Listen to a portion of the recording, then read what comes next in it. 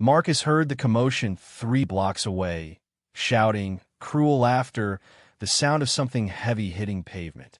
He was walking home from picking up his son from soccer practice, and every instinct said to keep walking. It was late, this wasn't the best neighborhood, and he had responsibilities. But then he heard it, a voice, trembling and desperate, speaking broken English through what sounded like a translator. Please, please don't hurt me. I can't walk fast. I am sorry. Marcus stopped. His son, Danny, gripped his hand tighter. Around the corner, they found them. 3 teenagers circling a Quellan, one of the slug-like aliens who'd arrived on Earth last year as refugees from their dying world. This one was massive, easily 400 pounds, with mottled gray skin and eye stalks that drooped with exhaustion and fear.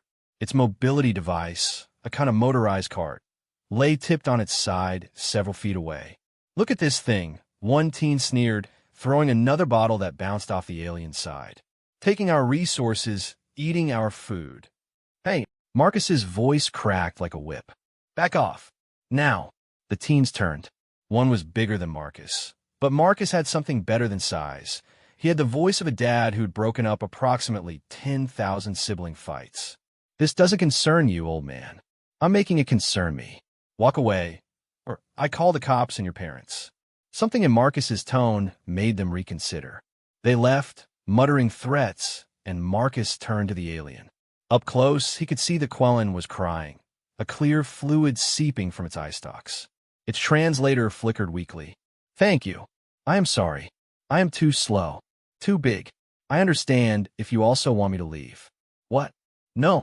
Marcus crouched down, ignoring the way his knees protested. Are you hurt? I am, uninjured. Just frightened. And stuck. Danny stepped forward, his 8-year-old face serious. Dad, can we help? Marcus looked at the overturned mobility device, basically a sophisticated wheelchair. Yeah, buddy. We can help. What's your name, friend? I'm called Tulvar. I'm Marcus. This is Danny.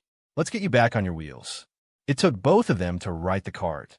The thing was heavy-duty, built for Tulvar's weight. Then came the harder part, helping Tulvar back onto it. The alien moved slowly, painfully, its body not designed for Earth's gravity. I am sorry, Tulvar kept saying. I am burdened. On your world, on you. Stop that, Marcus said firmly, the way he did when Danny got down on himself. You're not a burden. You're just having a hard time, and that's what neighbors are for. Once Tulvar was secure, the alien sagged with relief. My dwelling is 6 blocks. I was trying to reach the food distribution center before it closed.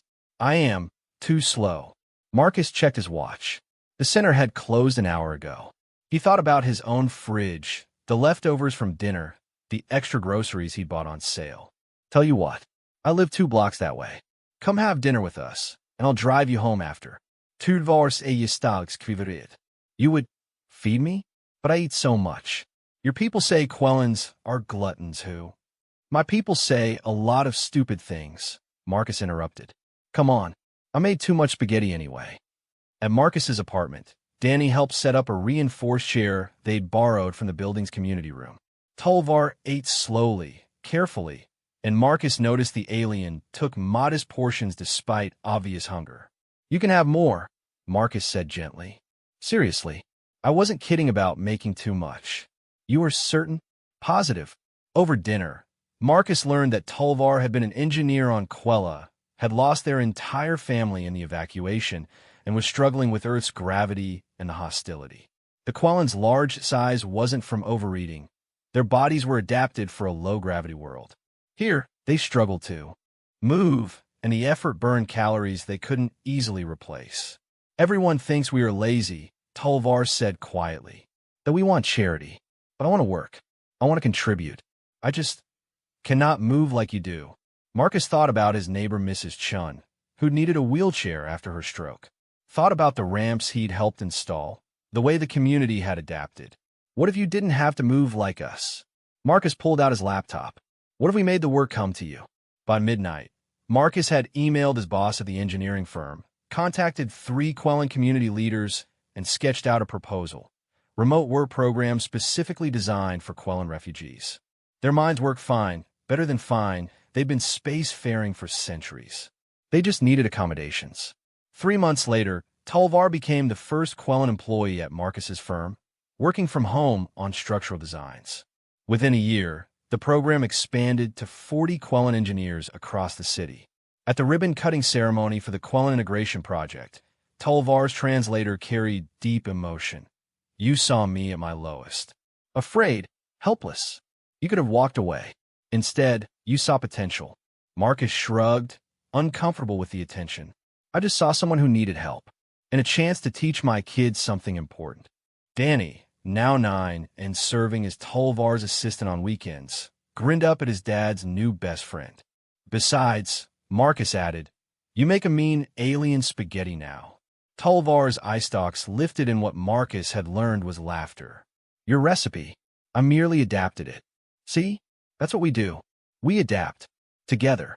And in a city that had once thrown bottles, a human dad and a Quellen engineer proved that kindness wasn't about similarity. It was about seeing someone struggle and deciding to help them stand.